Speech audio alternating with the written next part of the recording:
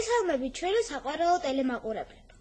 ისევ დადგა ჩვენი შეხვედრის დრო და პატარა ჟურნალისტებიც ბევრი საინტერესო ამბით ისევ თქვენთან ვართ.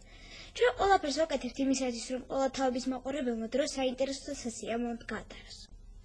ალბათ ყველა მიცით, რომ მიკროფონმა არსებობის 3 წლის მანძილზე ძალიან ბევრი მეგობარი შეიძინა. ჩემმა კოლეგამ ელენე მელიქიძემ კიდევ ერთი საინტერესო ადამიანი გაიცნო და დაიმეგობრა. ვინ არის ჩვენი გადაცემის ახალი უფროსი მეგობარი და რაზე ისაუბრა მან მიკროფონთან. გთავაზობთ ელენე მელიქიძის ინტერვიუს. მიკროფონის უფროსი მეგობრების რიცხვი ძალიან სწრაფად იზრდება. ჩვენი გადაცემის მეგობრები სხვადასხვა ასაკის და პროფესიის ადამიანები არიან. ბევრი მათგანი საზოგადოებამ სწორედ ჩვენი პატარა ჟურნალისტების საშუალებით გაიცნო და შეიყვარა. დღეს მე მინდა მიკროფონის კიდევ ერთი უფროსი მეგობარი გაგაცნოთ. ამჯერად მიკროფონის შეკითხვებს სამშაბიარო სიხარულის ექიმი ნათელა ყიზილაშვილი უპასუხებს. ის ექიმის უცვლესი პროფესიის შესახებ ისაუბრებს და მიკროფონთან ერთად ბავშვობასაც გაიხსენებს. მოგესალმებით, ქალბატონი ნათელა. თუ უყურებთ ხოლმე გადაცემა მიკროფონს და როგორ შეგვაფასებთ ჩვენ პატარა ჟურნალისტებს? რა თქმა უნდა, უყურებთ თქვენს გადაცემას და ძალიან მომწონს. ძალიან მიხარია, რომ ასეთი პატარები ხართ და დაინტერესებული ხართ ამ პროფესიით და გადასარევად გამოგდით და გადასარევად მიყავთ გადაცემა. თქვენ პროფესიით ექიმი ხართ და ხშირად იწევთ პაციენტებთან ურთიერთობა. რთულია ექიმობა, რატომ აირჩიეთ ექიმის პროფესია? ექიმობა, რა თქმა უნდა, რთული პროფესიაა, განსაკუთრებით ჩვენი პროფესია, რადგან ვემსახურებით ორი ადამიანის სიცოცხლეს და ჯანმრთელობას. ძალიან სასიამოვნოა, როცა თანამონაწილენი ვხდებით ახალი სიცოცხლის დაბადებას. ექიმობა ბავშვობიდან მიტაცებდა და დიდი სურვილი მქონდა, რომ ექიმი გამხდარიყავი. შეხება მქონდა ექიმებთან და მომწონდა თეთრი ხალათი, მადლიერი პაციენტი და საერთოდ ექიმობა ძალიან მიტაცებდა და ამიტომ ავირჩიე ეს პროფესია. ექიმებს ადამიანის ჯანმრთელობა და ხშირად მათი სიცოცხლეც გაბარიათ. პაციენტები ექიმებისგან ხშირად სასწავლებსაც კი ერიან. რას ნიშნავს თქვენთვის პაციენტი? ჩემთვის პაციენტი ძალიან დიდ რამეს ნიშნავს. ჯერ ერთი პაციენტი მიცხადებს ნდობას, მენდობა და მე ძალიან მსიამოვნებს და ყოველთვის ვცდილობ, რომ მის გვერდით ვიდგე, მის ჯანმრთელობის სადარაჯოზე ვიდგე. მე ძალიან მიყვარს ჩემი პაციენტები.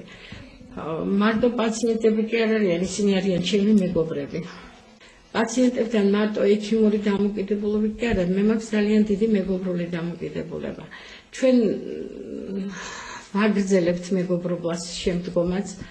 ზოგიერთის ნათლიაც ვარ, ბევრის რა თქმა უნდა და დღემდე მოვდივართ მეგობრული დამოკიდებულებით. თუ შეიძლება გაიხსენოთ თქვენი ბავშვობა, როგორი ბავშვი იყავით?